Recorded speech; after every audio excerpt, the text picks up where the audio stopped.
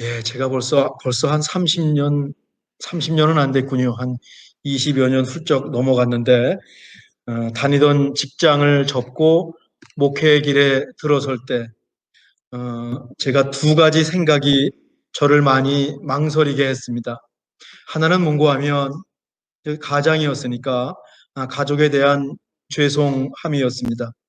뭐, 아내는 동반자라고 하지만, 두 아이는 자기들 뜻과 상관없이 목사의 아들이 되는 겁니다. 그때 우리 아이들이 뭐 4살 뭐 그랬던 것 같습니다. 5살, 3살 그랬던 것 같습니다.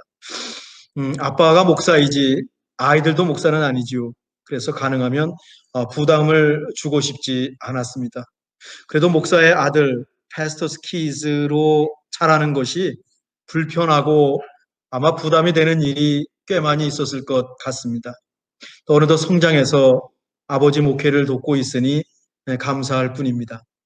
그러다가 이제 신학대학원을 마치고 유학을 오면서 연로하신 부모님이 마음에 많이 걸렸습니다.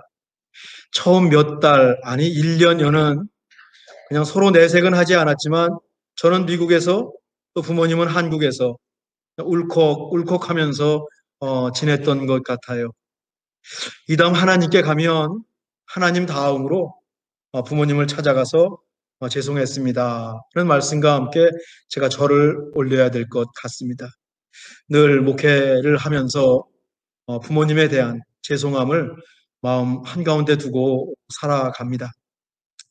다른 한 가지는 교회가 이렇게 많은데, 목사가 이렇게 많은데 저까지 목회를 해야 하는가? 이 생각이 저를 많이 망설이게 했습니다. 1990년대 중반이었는데 동네 산에 올라가면 올라가서 내려다 보면 빨간 십자가가 정말 많았습니다. 정말 많았습니다. 그것을 두고 고민하게 됐습니다. 나까지 목회를 해야 되나? 하는 생각이죠. 그러던 중에 이런 생각이 들었어요. 아무리 교회가 많고 목사가 많아도 하나님께서 저를 목사로 부르셨다면 내가 섬길 교회 한 교회는 예배해 놓으셨겠지. 한 교회만 있으면 되는 거였어요.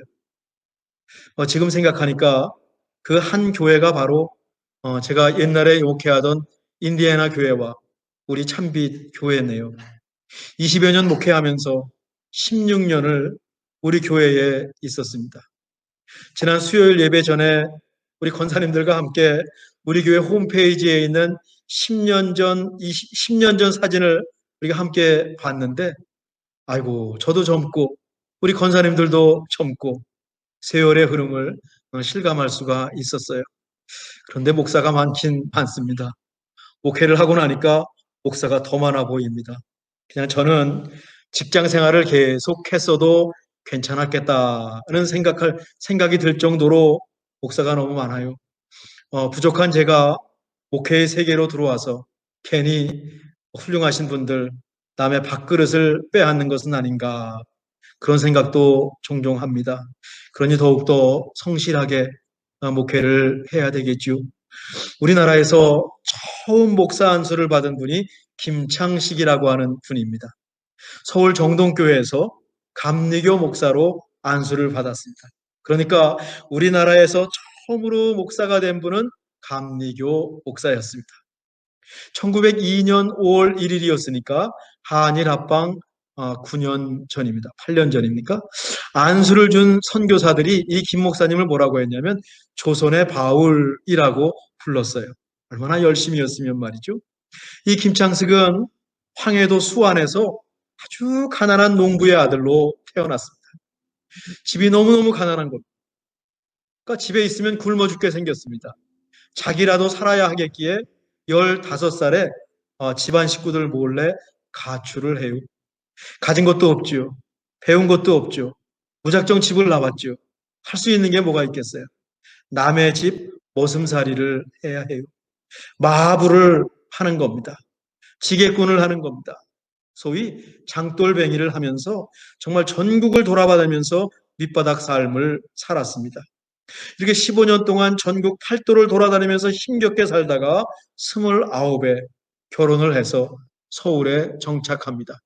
그때 29에 결혼을 하면 이건 노총각 중에 노총각입니다. 우리 권사님들도 29에 누가 결혼한다 그러면 참 늦었다. 지금은 이제 10월이 달라서 29에 결혼하면 일찍 결혼하는 셈이 되었죠. 근데 그때 서울 장안에 이상한 소문이 도는 겁니다. 서양 사람들이 조선 아이들을 데려다가 지하실에 가둬놓고 하나씩 잡아먹는다더라. 예쁜 애들은 밤새 끼고 자고 실증이 나면 자기 나라의 노예로 팔아넘긴다. 이런 흉흉한 소문이 돌고 있었습니다. 여기 서양 사람들은 누구냐면 선교사들을 가리키죠. 서울에 들어온 선교사들이 학교를 세우고 고아와 가난한 집 아이들을 데렸다가 가르치면서 먹고 먹이면서 선교 활동을 했는데 선교를 방해하던 세력들이 가짜 뉴스, 페이크 뉴스를 퍼뜨린 겁니다. 사람들이 선교사가 운영하던 학교와 병원을 부수고 말이죠. 선교 활동을 못하게 할 정도가 되었습니다. 이 김창식도 이 소문을 듣고 분노합니다. 가짜 뉴스의 위력이에요. 그것을 진짜로 믿으면 우리라도 화가 치밀었겠죠. 아니 선교사들이 아이들을 팔아먹는다는데요. 옆에 끼고 잔다는데요. 가짜 뉴스의 함정이고 근거 없고 위험한 뉴스의 재생산이죠. 아마 약간 이 김창식은 다혈질이었던 것 같아요. 직접 현장에 들어가서 그 현장을 급습하비로 생각을 해요. 그래가지고 올린거라고 하는 선교사 집에 종으로 들어갑니다. 그러니까 선교사들의 만행을 살피기 위해서 위장 취업을 한 거죠.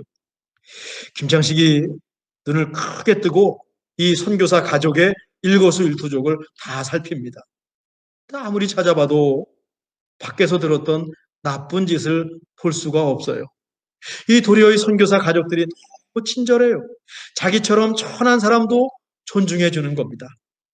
올린거 선교사는 그 당시에 고종 환제를 가끔 볼 수 있을 정도로 지위가 높았는데 차별 없이 종인 자기를 대우해 주면서 감동합니다. 하인이나 천민을 인간 취급도 하지 않던 그 당시 조선의 바깥 세상과 이 선교사 가정이 완전히 다른 겁니다. 김창식이 선교사들이 전하는 복음에 조금씩 관심을 가져요. 그리고 마침내 예수님을 믿기로 결심하고 세례를 받습니다. 선교사 집에 위장 취업한 지 2년 만이었습니다. 세례를 받은 후에는 당시에 의료 선교사로 와 있던 홀이라는 선교사를 따라서 평양에 갑니다. 선교사가 직접 나설 수 없는 일들이 있어요. 그때는 배타적이었으니까 그때 또 거친 일 같은 거 조선 사람들과의 관계를 김창식이 아주 잘 해내요. 이게 선교사를 돕다가 평양 기독교 박해 사건에 연루되어서 감옥에도 갇혀요. 정말 바울과 비슷해요. 그 와중에 청일전쟁이 활발합니다. 사람들이 피난을 떠나면서 자기의 재산을 교회에다 맡기고 갔어요. 그만큼 교회가 크레딧이 있었다. 그만큼 교회가 믿을만 했던 겁니다. 지금은 어떨까 모르겠어요. 이 김장식은요, 전쟁 내내 교회를 떠나지 않고 그 맡은 것들을 다 잘 관리해 줍니다. 사람들이 다시 왔을 때 그 맡긴 짐을 그대로 다 돌려줬어요. 신임을 얻었습니다. 전쟁 후에 평양에 전염병이 돌았어요. 이 선교사 홀과 김창식은 희생적으로 환자를 돌보다가 그 와중에 이 선교사 홀이 병에 걸려서 죽습니다. 많은 선교사들이 우리나라에 와서 순교했어요. 한국에 가면 서울에 가면 선교사 묘지도 있어요. 이것을 볼 평양 사람들이 감동하고 이런 것이 계기가 되어서 평양이 조선의 예루살렘 기독교 성지가 되었을 겁니다. 이 김창식이 신학교에 들어가서 구한 후에 1901년에 목사가 되고 1924년, 23년에 목회에서 은퇴를 해요. 그때까지 여러 곳을 돌아다니면서 125개 교회를 개척하고 48군데 예배당을 건축했어요. 태생이 노비요. 팔도를 돌아다니는 장돌뱅이였기 때문에 한 곳에 정주 목회를 하기보다 여기저기 다니면서 교회를 세웠습니다. 하나님께서 그의 삶과 그의 재능대로 사용하시고 부르신 거죠. 어쩌면 그의 태생 그대로 평생을 머슴처럼 목회했어요.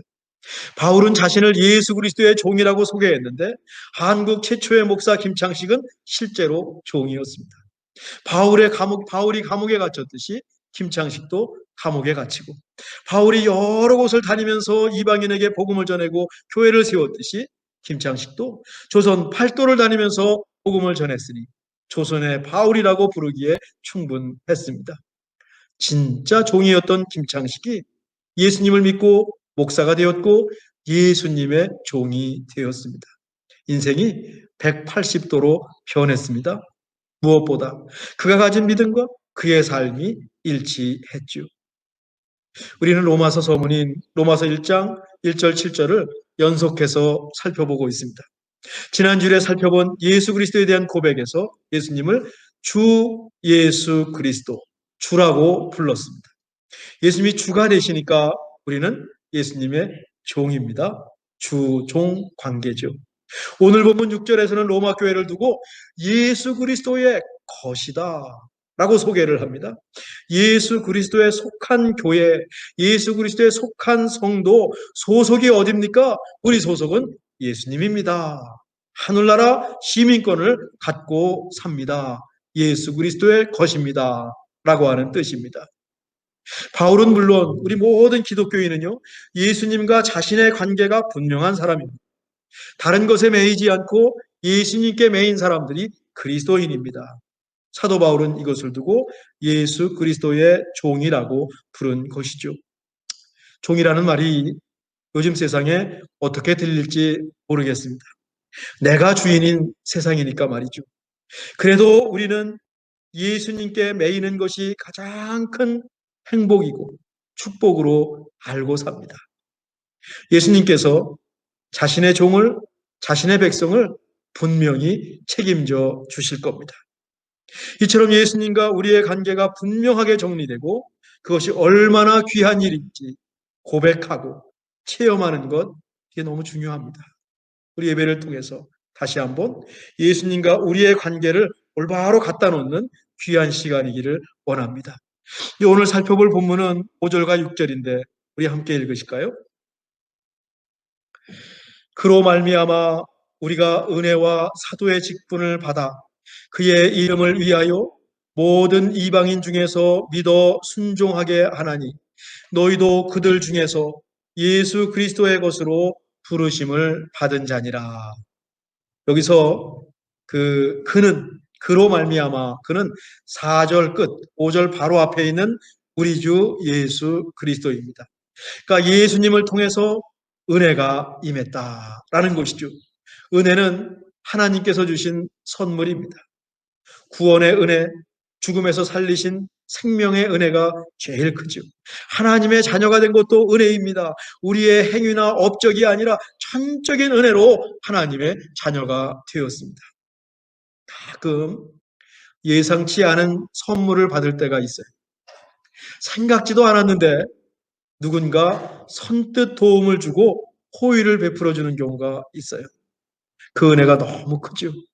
너무 커서 잊지를 못합니다. 또 어떤 때는요, 매일 받는 것이라서 그것이 은혜인지도 모르고 살 때가 있어요. 부모님의 은혜가 대표적이지 않을까요? 옆에 있는 남편의 은혜, 아내의 은혜가 대표적이지 않을까요? 이런 은혜는요, 그분이 떠나가면 이 은혜가 얼마나 큰지 뒤늦게 깨닫게 되는 경우가 있어요. 우린 이렇게 은혜를 많이 입으면서 살아갑니다. 지금까지 살아오면서 한번 여러분이 받은 은혜를 잠깐이라도 한번 생각해 보십시오.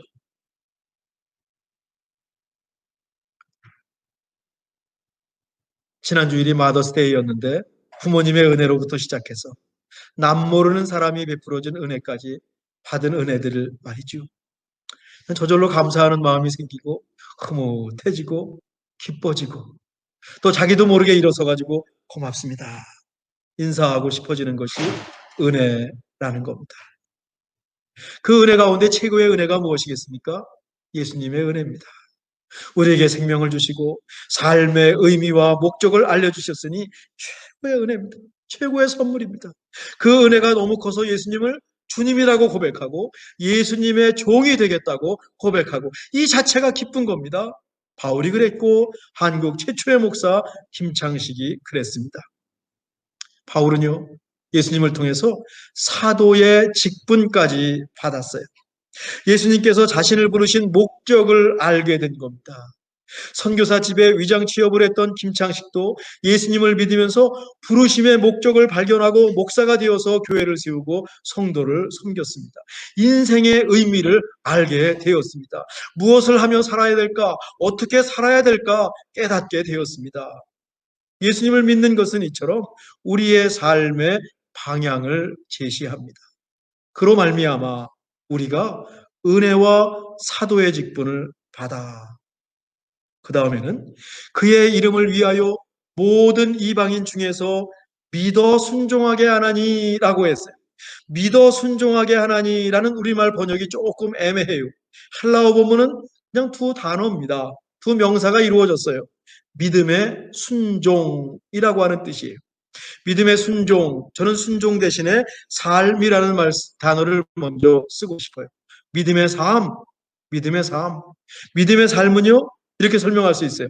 믿음에서 나오는 삶, 또 하나는 믿음으로 나가는 삶. 이 두 가지 방향을 가지고 다 설명할 수 있어요. 우선 믿음에서 나오는 삶입니다. 세상에는요, 기독교인보다 선하게 사는 사람들이 꽤 많이 있습니다. 도리어 어떤 때는 기독교인들이 이기적이고 기독교인이 욕심이 많아 보일 때가 더 많아요. 정말 사람들이 선하게 사는 사람들, 예수님 안 믿어도 선하게 사는 사람들 참 많아요. 근데 어떻게 보면 예수님 없이 선하게 사는 사람들을 뭐라고 하냐면 박애라고 말해요. 나를 희생하면서 다른 사람을 위해 사는 것, 또 선행이라고 말하죠. 네, 이웃을 위하는 것은 맞는데 결국 자기의 선한 동기에서 시작된 선행들입니다. 야, 그 선한 동기가 굉장하죠. 저는 이런 분들 예수님 안 믿어도 존경합니다. 정말 부럽습니다. 우린 또 어떻습니까? 우리가 선한 일을 하는 것은 우리 때문이 아닙니다. 우리 속에서 나타나는 것이 아닙니다. 그리스도인이 선하게 사는 것은 예수님 때문입니다. 우리가 시작하는 것이 아닙니다. 예수님을 믿는 믿음에서 나오는 것이고 예수님을 믿는 믿음에서 시작되는 것입니다. 김창식 목사님도 예수님을 만나고 나니까 그 믿음으로 목회의 길을 거뒀고 자신을 희생하면서 전염병 환자를 돌봤습니다. 믿고 나면서 삶이 변했습니다. 믿음이 있었기 때문에 희생이 가능했습니다. 김창식 목사님께 물어보면 예수님 때문입니다. 예수님 때문입니다. 믿음을 갖게 되면서 제 삶이 변했습니다. 라고 대답하실 것입니다. 진정한 믿음이 진정한 삶으로 인도합니다. 근사한 그리스도인의 삶으로 인도합니다. 오직 의인은 믿음으로 말미암아 살리라. 로마서 1장 17절 말씀이 여기에 해당되죠. 믿음이 우리의 삶을 이끄는 엔진이 되어야 하고 힘이 되어야 한다라고 하는 것이죠. 본문 그대로 믿어 순종하게 하나니라고 읽으면 믿음의 순종이 됩니다. 여러분, 순종이 얼마나 어렵습니까? 현대인들은 순종이라는 말, 복종이라는 말에 불편함을 느껴요. 내 self, 내가 그만큼 강해서 그럴 거예요. 처음 시간에 말씀드렸듯이 알고 보면 모든 사람들이 어딘가에 종으로 살아가요. 모든 사람들이 어딘가에 매여 살아가고 있어요. 그러면서도 정작 순종이라고 하는 말을 들으면 거부감을 표시하고 거부감을 느낍니다. 참 아이러니죠.